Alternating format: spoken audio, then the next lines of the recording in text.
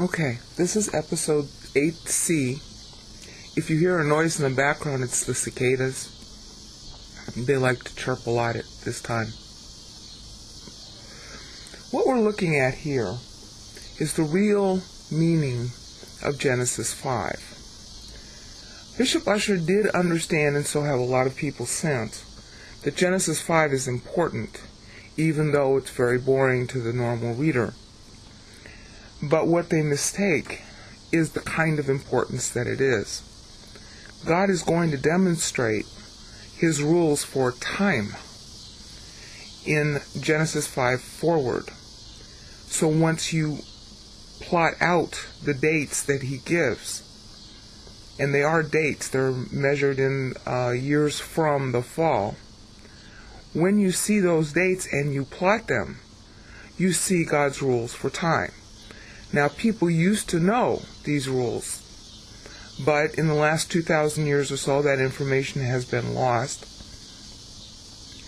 probably because people stopped being interested in it. That's usually the reason why Bible goes misunderstood for so long.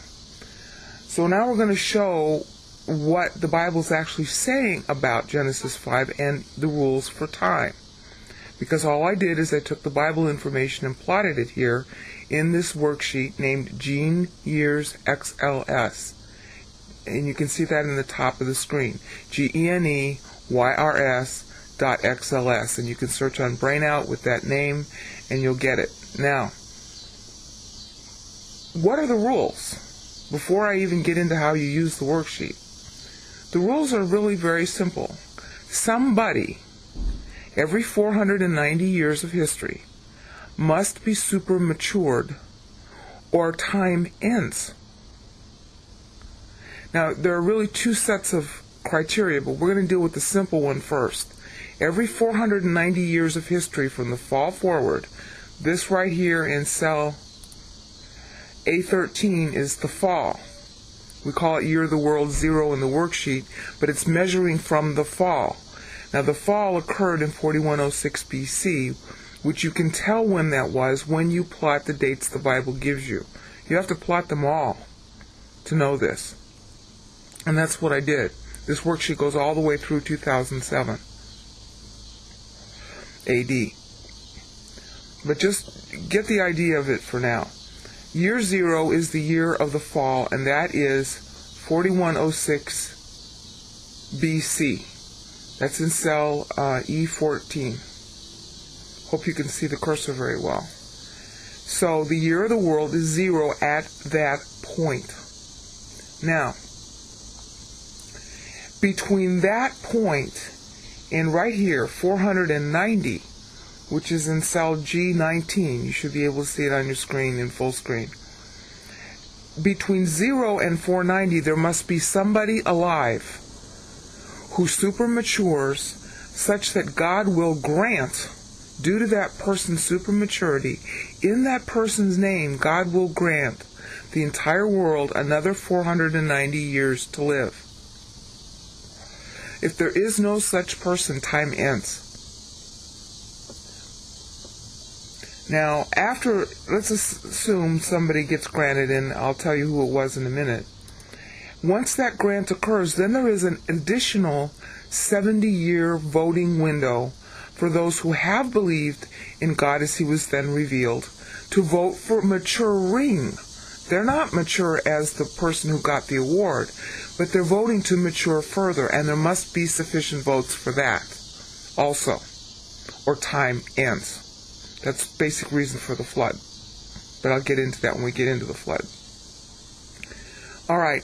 The 70 years is where the sabbatical years come from in the Jewish calendar. But we're not yet at the time of the Jews, so I'll cover that when I get there.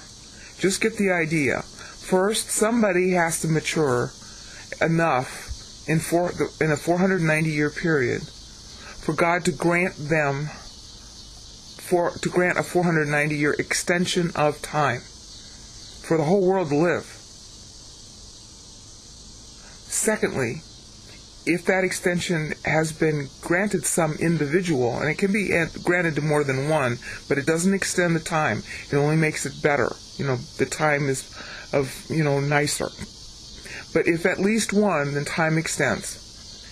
If then there are enough other people who are voting to know God during the 70 years following a 490-year period in the middle, then, and only then, will the next 490 years play.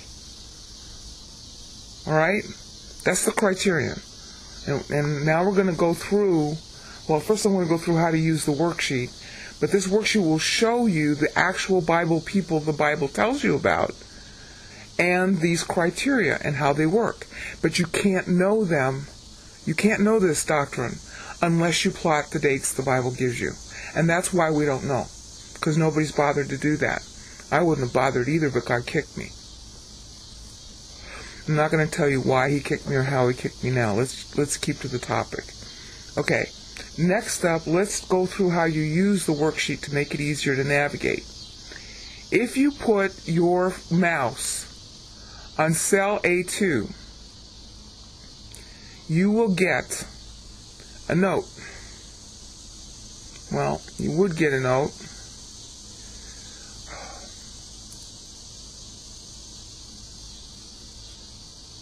Just a second. There is a problem.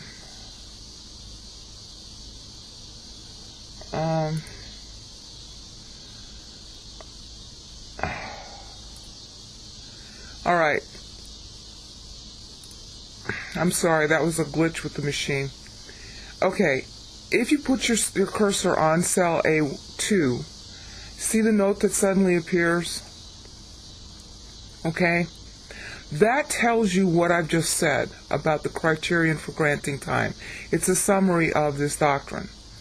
If instead, like I just did and caused the machine to hang up, if you were to click on the cell itself, you will download a 29-page Word doc, might be 30 pages now, a Word document that explains this whole doctrine in more detail and has other links to the other pages I wrote on the same topic so that you can examine it and vet it.